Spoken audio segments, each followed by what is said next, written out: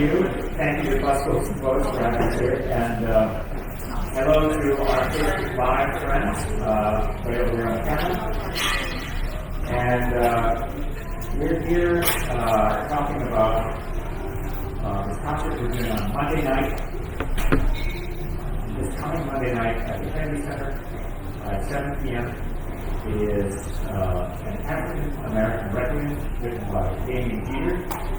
And preceding that will be some music of Nolan Williams, our local PC scholar. And so one of the great things about this concert, in my mind, there are many, but one of the great things about this concert is its collaborative nature. So we have musicians that you see before you. We have the New Works ensembles, the New Works Voices of America. We have the New Works Orchestra. We have the Residence Ensemble.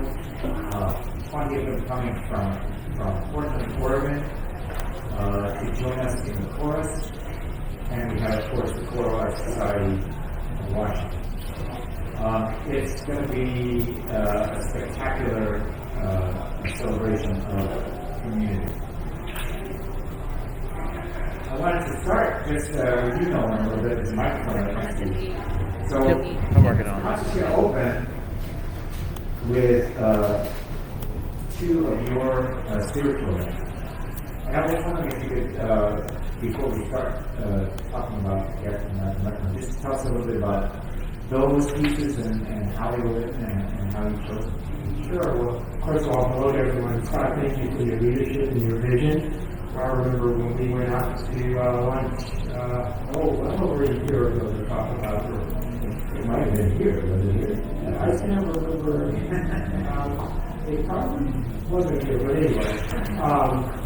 And so to be here post the waves of pandemic and then another wave of pandemic, COVID, is just really special. And Damien, your work is spectacular. So the opportunity to partner with Scott and Choral Arts and bringing this to the East Coast is just really a great blessing, a great opportunity. So the works that we're going to do in the beginning are from a larger suite for a spiritual suite for orchestra choir or choir and orchestra. The first piece is City Called Heaven, which is a spiritual that is special to me because it really follows the theme that is prominent in spiritual about the other world, the promise of the afterlife, which is something that our people have embraced as a hope when we couldn't get the kind of satisfaction we were looking for down here. And more and more, I think this idea of a city called heaven is really a call to action for us to make this world, bring heaven to this world. Right? And it's a call for us to keep fighting and pressing and challenging the status quo until we see more results. And I love how the young people are coming along and leading us in that effort. I am a co-builder of sorrow, tossed in this wide world alone.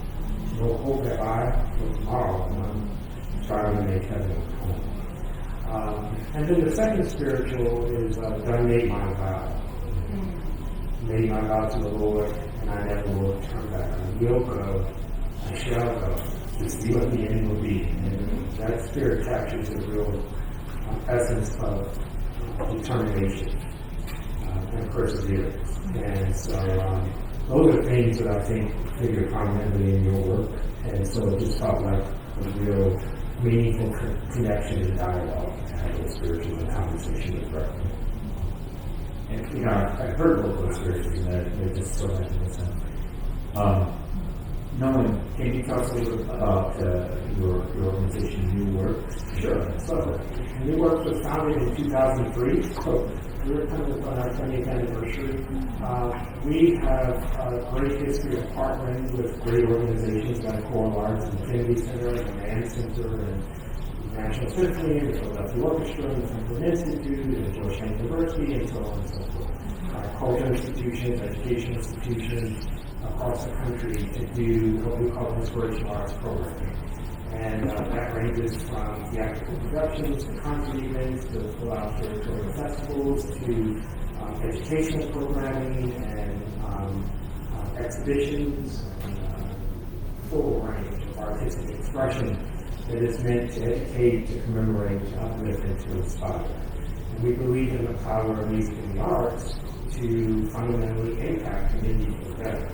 That we can use the arts to produce non-art related positive outcomes and to impact our world. And so that's what we strive to do, and all of our projects really lend towards that. We have a special bent toward anything to do with social justice. And we've been on that train for a long time. You know, a lot of people post George Floyd are giving more attention, but that's been our attention for some time. And if you go to my website, rolandnewsjr.com, you see a whole history of that, or to newworksproductions.com, that's Newworks with one W. You can see the history of projects that include that. So we're really honored to be with Choral Arts and this special project for you. Well, we're honored to have you, and I've long, admired Nolan and all this work. He's one of those people that I just say to a lot of people, I can't believe this guy even speaks, because he was overrated. And a lot of you are local know that Nolan's show Grace just had a run at the Ford Theater. Some of us have seen it, and very, very successful. 58 performances, over 20,000 patrons. We're talking about 2 million plus social media views, 760 local DC-based students that were impacted had a chance to come see, and then thousands of other students from across the country who were able to reach. So we're really grateful for the impact and for the future of that project, which will be announcing release. Fantastic. Thank you. Thank you. So I want to turn. So let's hand that mic around if we can to Damien. I wanted to introduce Damien Jeter. Damien Jeter, this small man next to me. He's written this piece, African American Requiem, but it's not the only thing he's done. He's a very, very active composer. Really busy right now with premieres, it seems, popping up all the time. Also a singer. If you are aware, he's doing Beethoven 9 this week in Richmond, with the Richmond Symphony. And he's a conductor as well. And perhaps you're in more things that I don't know.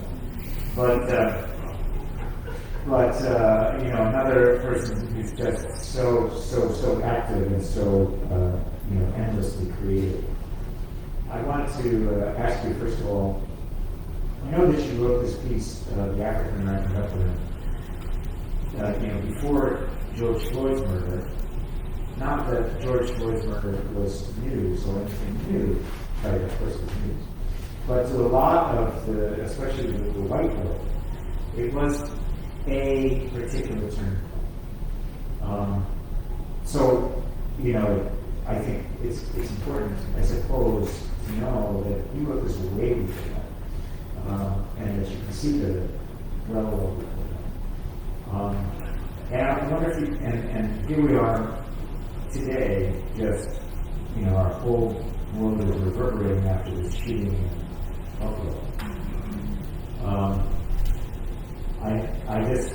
It's so hard not to be taken down by that stuff, to be so heavy about it that we somehow just can't seem to go on.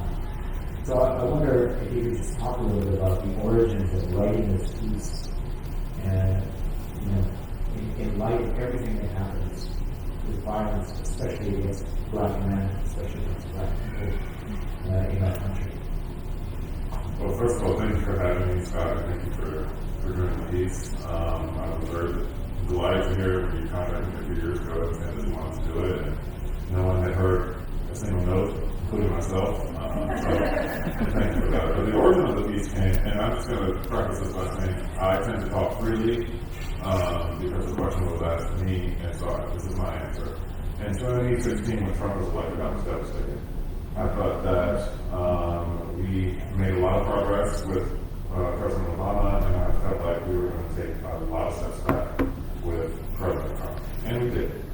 So, I was singing a lot of Lava Lambs around that time for some strange reason, but I didn't feel very complete as an artist. I've always been a composer, but didn't really let anybody hear anything. So I decided to pull out my compositional voice as a means of making a statement against everything that we were about to lose. And also, Philando Castile was murdered around that time. And to me, it was just like, how many more of these murders are going to happen? They're going to have to happen before we do anything about it, before the government does anything about it, before anybody does anything about it. They just keep happening. You know, I talked to my dad about this stuff, and he says, yeah, somebody gets killed, and we talk about it for a minute, and we just move on. And that seems to be the process that this country goes through, unfortunately. But the thing about, George Floyd's murder is that people were sitting on their butts at home in the middle of a pandemic and were forced to watch it, right? So, anyway, I wrote this Requiem. I was actually at a New Year's Eve party or a Christmas party, I can't remember which one. And not feeling very good about the state of the world and wanting to create art that spoke to this specific topic. And first I wanted to write an opera about Jesus, but I felt like that was going to be a little bit too much too soon. So the idea of the Requiem, I won't say literally because it didn't literally knock me in the head, but knocked me in the head. And I could not forget. It felt like that was the thing to do. It was a calling. People say they hear God speak. I heard God speak that day. And I immediately called Kathy Fitzgibbon, who's the artistic director of Resonance Ensemble, and I said, hey, I have this idea for a piece. I want to write a Requiem that's dedicated to the victims of racial violence in the United States. And she said, cool, we'll commission it. So then I was going to get paid for it, but whether I was getting paid for it or not, it was still going to happen. And, it was going to be a much smaller scale piece, like the size of 4/8 Requiem. I was going to use a lot more English text, but then as I was writing the piece, it just kept growing more and more. So that's pretty much the genesis of the piece. And, the question that I get asked a lot is, how do you feel about the piece now? And a lot has happened since I finished it. I finished it in 2018, I think. And it was supposed to be in 2020. We all know the story. We're here today. And a lot has happened, and I never thought we'd be having discussions around actually taking this history out of the schools. Yeah. So we still are having discussions, obviously, about Black people being killed senselessly. But now we have that added layer of removing that history, which to me is ludicrous. So it remains relevant, unfortunately, and so here we are. When I told you the other night when we were talking, Kathy sent me the score. Kathy was our mutual friend. She sent me the score as soon as it was almost done. And I looked at it, and before I even opened the first page, I realized what it was Requiem dedicated to victims of racial violence in the United States. I thought, how has this not been already written? How is it possible? I mean, it's just so timely, not just timely, but it's perfect. It's the perfect artistic expression of what we're facing. I know a lot of people who are sophisticated listening to theological music realize that requiems are used for social statements and have been used before for that very purpose. Requiem, of course, being the liturgical mass for the dead, right, all in Latin. But other composers, most notably, of course, Benjamin Britten, who wrote his War Requiem as an anti-war statement. And others have done similarly, but this one, it just seemed it seemed so crystallized and apt as soon as I saw it. And then when I cracked it open, I saw that it wasn't just a great idea, but it was so beautifully executed. And I think there's a lot of things in this piece that are so striking. But the way that you mix lots of different African American traditions, musical traditions, with concert music with obvious sort of some kind of influences of Verdi, of Bernstein's, but lots of nods to the concert past, right? But also this whole African American tradition, and so beautifully weave together. There's a lot of the movements that take this idea and really wed the liturgical with the sort of traditional African American music. And one of them is when you take the Liber Scriptus, which is part of the Dies Irae, the day of wrath, the terrible day when the world will dissolve in ashes. And there's a part of that section where the book is opened, the book of judgment, and the names are read. Right? That book of judgment. It's a terrifying moment. And you hear that very Requiem as a big mezzo soprano, huge dramatic moment. And you've taken that text, the Liber Scriptus, and you've read it, and weaved it together with the song, "There's a man going around taking names." And when I say it, it gives me chills. It's just such a perfect marriage of traditions. And it's not oil and water. It's absolutely the same thing, centuries apart, brought together so beautifully. So I wonder if we could hear a little bit of that. So we'll hear. And I haven't even introduced our guest, and I meant to do that right away. So sorry. So our soloists are here in front of us, and we have soprano Jacqueline Eccles. We have tenor Norman Shamble. We have our baritone Kenneth Overton, and our mezzo-soprano Carnisha Peak. And so I hope you come out and I can hear everything that they do, because they're all extraordinary. But I just asked them to do a little bit of this piece, which utilizes all of them in some way. And you'll hear how these two traditions are presented sort of side by side. The Liber Scriptus and There's a Man Going Around Taking Names.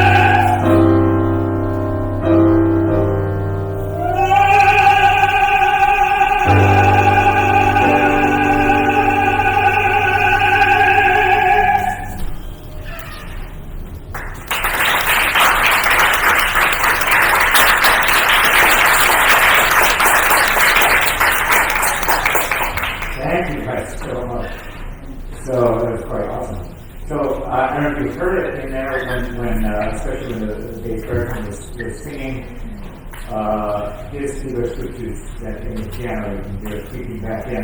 This is a man going around kicking. So tell me about writing that. And what gave you that idea of bringing these together? I'm not sure actually. It just seemed like a natural.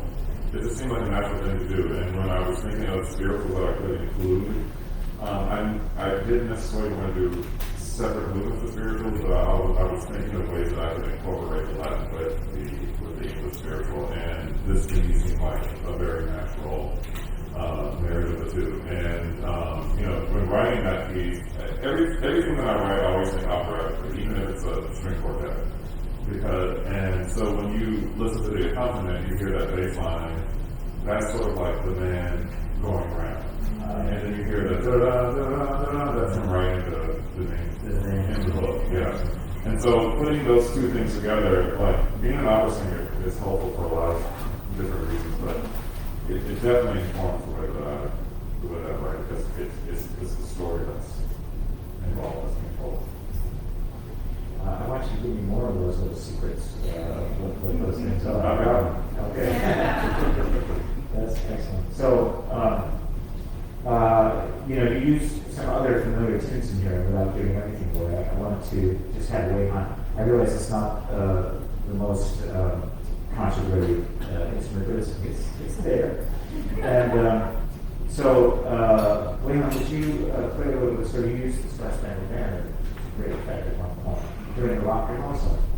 So would you play just a few bars of this minor with the wind split? This is with the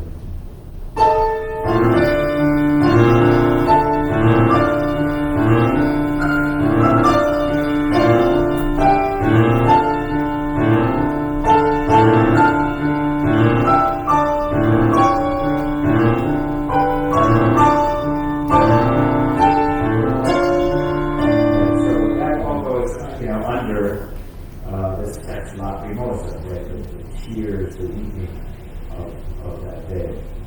And another is, really surprising one is Kumbaya, and you guys say Kumbaya. How come it's Kumbaya? That's the way the girl usually saying it. I see, okay. So, and how did you find that? Research. Fantastic. So Kumbaya is a song that's mocked a lot, in culture. And so I saw it listed there, and I thought, really? Kumbaya? And then of course I saw it, and I thought, this is great. It's like a street fight. So we can play a little of that first.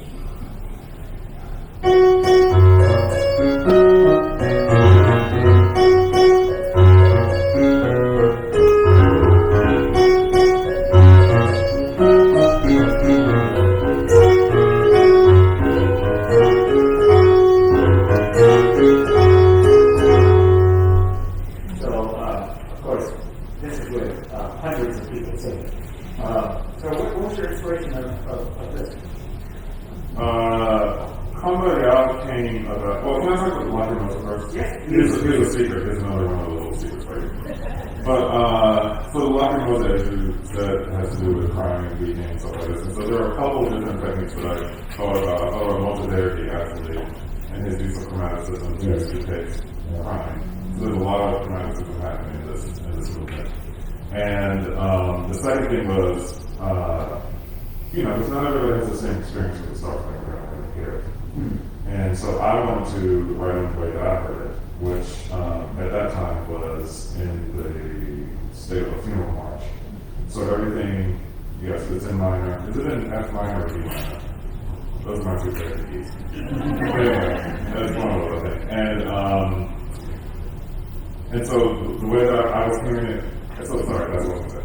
Everything around the minor mode of the banner is supposed to be like a funeral march. So that's the lacrimosa, and then you have this part at the end, which is sort of like the pleading for mercy. The Kumbaya, when I think about, so Verdi's Requiem has one of my absolute favorite pieces in the whole wide world, and all the repertoire, operatic, symphonic, whatever. His song suits to me is a moment of joy. And Hosanna in the heights and stuff like this, right? So I wanted my song suits to be, I didn't want to use the Latin in the song suits, but I wanted to think of something that I could use that was part of Black culture that would sort of signify this joy as well. Because there's not a lot of moments of joy in the Requiem, I have to say. But there are some moments of hope and things like this, but this was, I wanted to be an absolute joyful moment. But also in this joyful moment, you're still asking Lord to, come out here, my Lord, come out here. Lord, please help us. There's still this prayer and this pleading that happens. Yeah. I love the way you turn those kind of things around. You do it also in the Indian right? The Indian which is usually a terrible confession of guilt, basically, in the regular Requiem. But you've chosen biblical texts to give comfort to it. Right? And I thought that was a really, really interesting story. I wanted to say Brandy Sutton.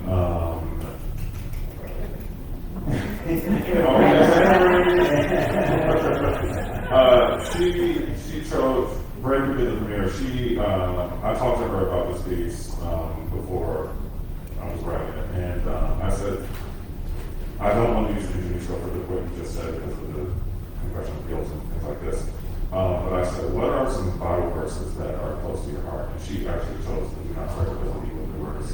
And she chose the Psalm. And then I chose the Jeremiah because that actually is a part of it. He chose it. Being at the right hand of God and those of the left. Yeah. Great. And toward the end of the piece, there's this very, very extended, I'm not going to sing it today, but there's a very, very extended movement. Which our mezzo does, and it's in the Liberame, and it's a setting of a speech by Ida B. Wells. And as I said to you, and to Carnegie, it's like there's the whole African American Requiem, and almost like a huge entity of itself is this Liberame, which is interesting because Verdi sort of wrote his Liberame as a separate piece originally, but. It's quite a statement. I wonder if you could tell me, how you came upon doing that with this Ida B. Wells speech. Yeah, I wanted to connect the past with the present and to show that, lynching is a thing that still happens. And it was happening hundreds of years ago. It was happening hundreds of years ago before those hundreds of years. And a way for me to, also that speech to me still felt very contemporary. Even though the numbers have changed, there was still something very relatable about that speech. I also very much adore Ida B. Wells, that's why I use it. I felt like I read almost. So she gave a lot of speeches. She was an anti-lynch activist, and she gave a lot of speeches, mostly around the South. The speeches sort of said the same thing, but what she did was she updated the statistics based on where she was giving the speech. This is her most famous speech, Lynching is Called by Murder, which she gave in 1909. And when I read it, I didn't use the entire speech. It is most of the speech. But when I read it, I was like, oh, this is it. Wow. I'm amazed it's not the entire speech, because I thought to myself, wow, he said the entire speech. I think I left out one paragraph. Yeah. I have something for you, though, for this weekend.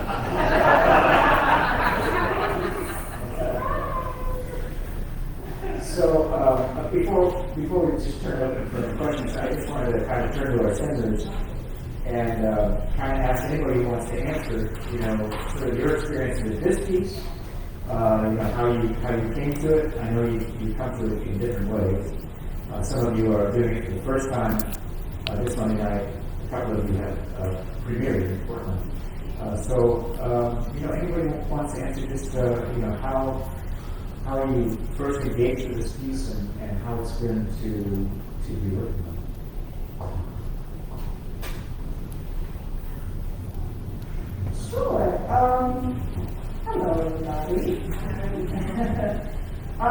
So David is one of my best friends, and we spend a lot of time talking, to say the least. But we have shared the life experience of being Black in America. So I come to this piece from that vein, and knowing how I feel being a Black woman in a world that chooses not to see me sometimes, and knowing the history and the challenges of the present. This piece for me is like likened to the salve of a wound that has been festering in America and in the world.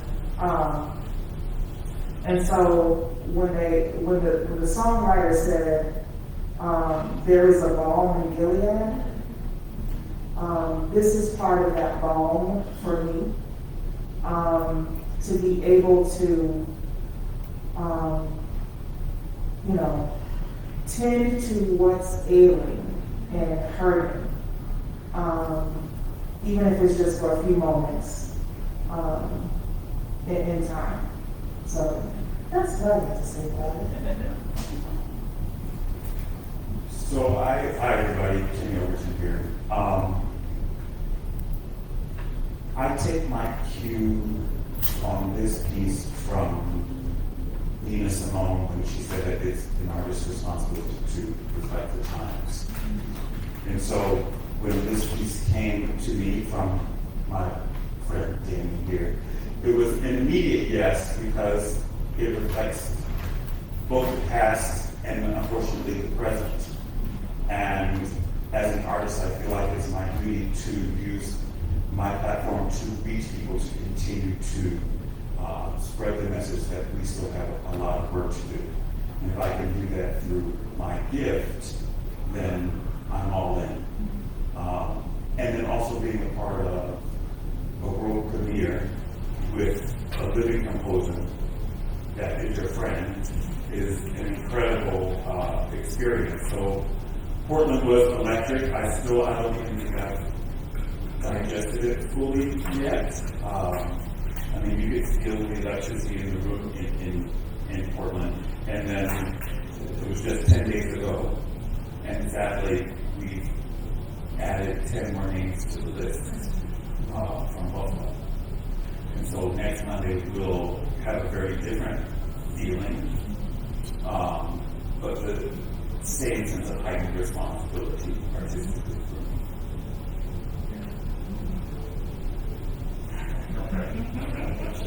I don't want to parrot things that people have said, of course. I think that means things that you said mean everything to all of us, I think, sitting on the stage. I will add, for me, and I'm curious what you three think who are singing text. So, I'm a new person. I'm a newbie to it. And so I get the text and I look at it and I know I have to sing this on stage. I know I have to sing it well, right? And and I want to connect to it, and I do connect to it. But there's part of me that in the weeks after I've gotten music, I have to read this. Of course, I'm working on music, but I also have to digest it in a way that I can sing it for an audience and not get swept away by it. For me, that's just repetition. And it puts me, I think, unfortunately, in a place at home that I don't want to be, really, or I have to do that work and live that for a while so that I can do this performance on Monday and sing it. I don't have anything else to say besides that, but it is something that I have to work at. I have immensely because it does. And because you've had it for a couple of weeks and we've had it for a couple of years. Right. So we've doing it. True, that's right, that's true. And I'm curious because it is, performing it is something that, I put so love to do, and it means so much to me. But I also have to find a way to do it and not get carried away with it. Go ahead. Yeah, so the thing, the complexity of it is the reality of being Black in America, right? Like we have to face each day with the burdens of being here, if I can say it that way. But how do you do that when performance is the thing that you do? Because you're doing that, you're dealing with the challenge and dilemma in front of people watching you deal with the challenge and dilemma. So that's like the depth of what we do as artists anyway, but then to be a Black artist in a white world is a whole other layer. So like I totally get the fact that it's a lot to digest just to sing it and then to perform it in front of people. Like that's real life for us. But I think, dealing with or attempting to deal with or allowing the emotion to come and be what it is, that allows for the healing and like I think the word I want to say is catharsis. You know what I'm saying? Like that moment is what we as a people need, we as humans need, we as a world needs, everybody needs it. So come out on Monday.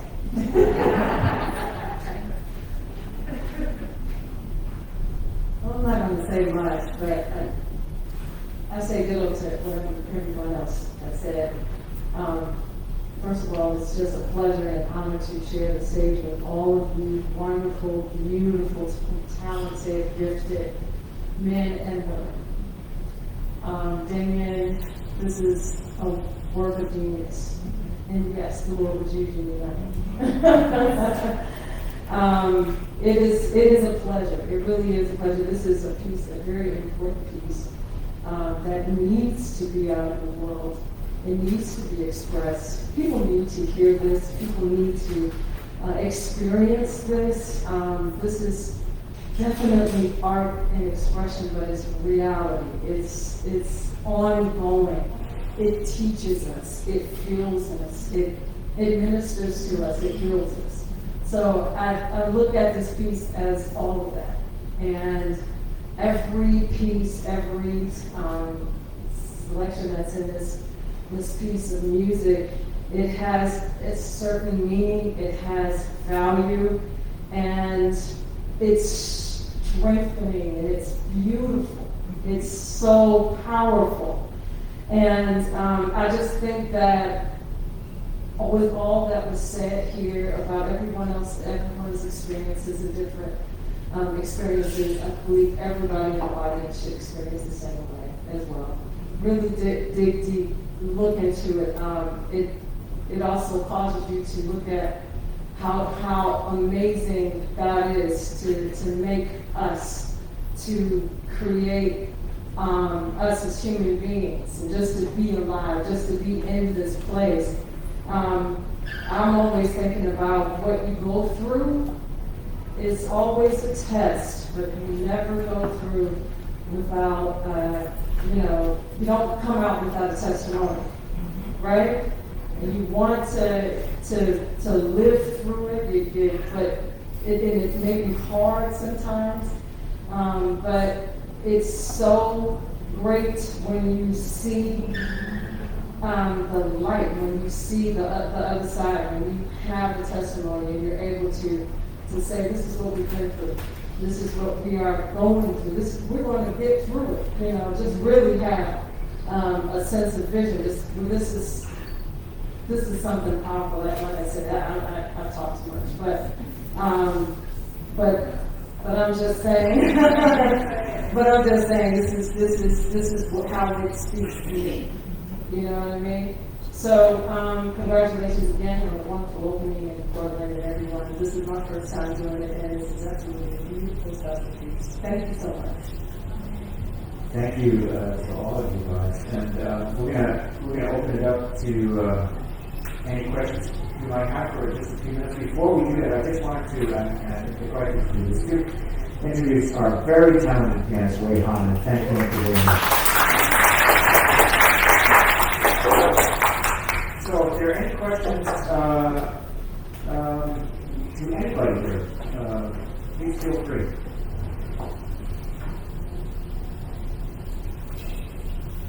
Yes, gentleman in the front with the purple shirt. I have a quick question. Nolan, have you set any of the same spirituals that Moses Hogan set? And what do you think of the spiritual settings?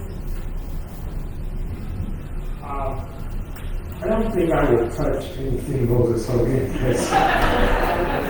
Yeah, let me just say, as an alum of Overland, Moses preceded me, and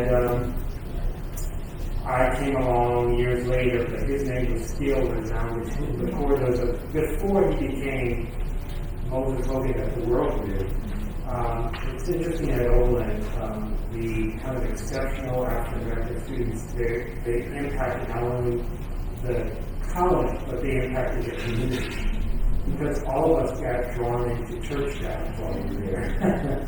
So my entirety, my tenure at Overland, I was music director at Mount Zion Baptist Church at South Pleasant and Locust Street. And Moses Hogan, I think, had either served there or at another place, but anyway. I wouldn't touch Moses Hogan's work because they really are masterpieces. It's really interesting how some composers like Moses Hogan, they burn bright and they burn fast. And I'm always marveling at how someone can accomplish so much in such a truncated period of time. He has left us a treasure trove. Let me add this, just an interesting little known fact. I was minister of music for many years at Metropolitan Baptist Church, which at the time was one of the flagship African American congregations. It still is. And our church actually commissioned Moses Hogan to arrange what would become his last work. And it was a setting of the song Only What You Do for Christ, with a piano accompaniment arranged by Joseph Judea, who orchestrated my musical. So kind of a full circle.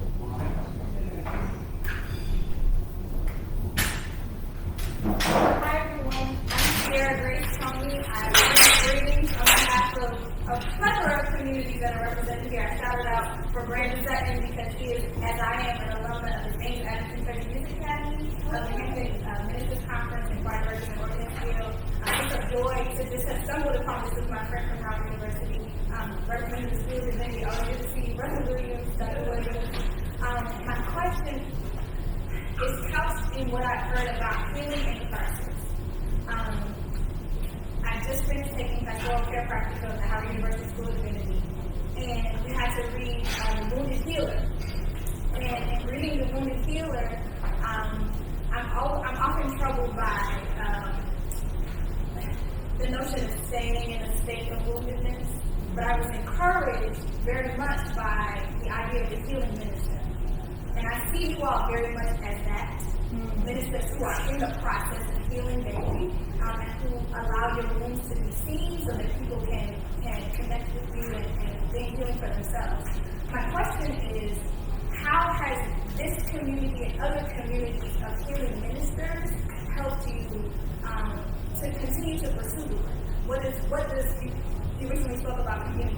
What is the importance of having a community of other healing ministers to keep doing this work for you? Okay. So, I'm a seminarian as well. Union Theological Seminary. So, praise God, amen. I think that, I think that community is the way that we have shouldered what we had to go through and have been going through. And we provide that for ourselves. So in all the ways that church and family events and, family reunions, all of that is part of what it takes to be able to do this every day, to pursue it. And any combination of that for a person, whatever that balance is, I think is what we do. Some of it is listening to music that's not anything that we would ever sing. Some of it is, walking in nature and experiencing God that way. But I think community is a huge part of it. And we are literally all we have. And I say it the way I want to say it, we all we got. But, not forsaking all those who are supporting us and alongside of us. But the reality is, this is every day for us. So we have to do what we have to do to survive. And I think there is a focus now on healing, which I think is going to revolutionize, just being a human being. So, yeah, if that answers the question, yeah. I was just going to add, on a kind of selfish, personal level of healing and community, that I feel like for us, there's a community of singers, because I'm a singer, so I'll just speak for singers, that how special it is that I get the opportunity to sit up here with you guys, which never happens. And to do this work, it is healing. That's all I'm saying. It's healing itself just to share this with other people of color and work together. It happens every now and then, but I don't know, it's important. And there's a part of the community, of course. I think there are levels of community that are equally important. But this is one that, most of my other singer friends I rarely see throughout the year, as it is. Very dear friends. This one is special because it is something that doesn't happen even amongst friends. I just want to say that. Thank you. The thing that I would also add to that is that you know your community's strengths and weaknesses, and you call upon the people to fulfill those roles. So, for example, I wrote the music, but I'm nothing without the singers. When you bring them on board, they immediately become a part of the community. Even the choir who I just met yesterday, I don't know that they're a part of the community because they're helping to bring this to life. You know what I mean? So I think knowing each other's, like when I was writing people, I was like, Armita, this is all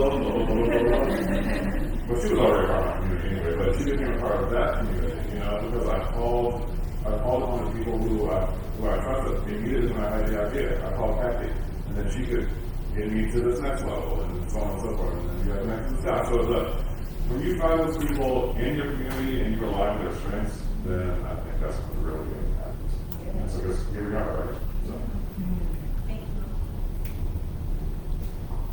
Well, beautiful. I want to thank everybody on the stage one more time. And Tad, did you have something to say? Yeah, I'm just wondering if the Soli would mind singing something again. We've got Channel 9 here to do a bit. Nice. Is it something you all sing again? I don't want to repeat the same thing, but that quartet was just absolutely amazing. Well, we could do it again. Is there something else on the piece that you all would like to do?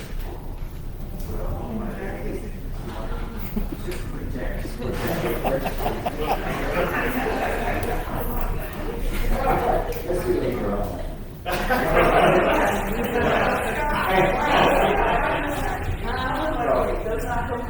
could do a little of the opera program. Yeah. You want to do the opera? No, or no?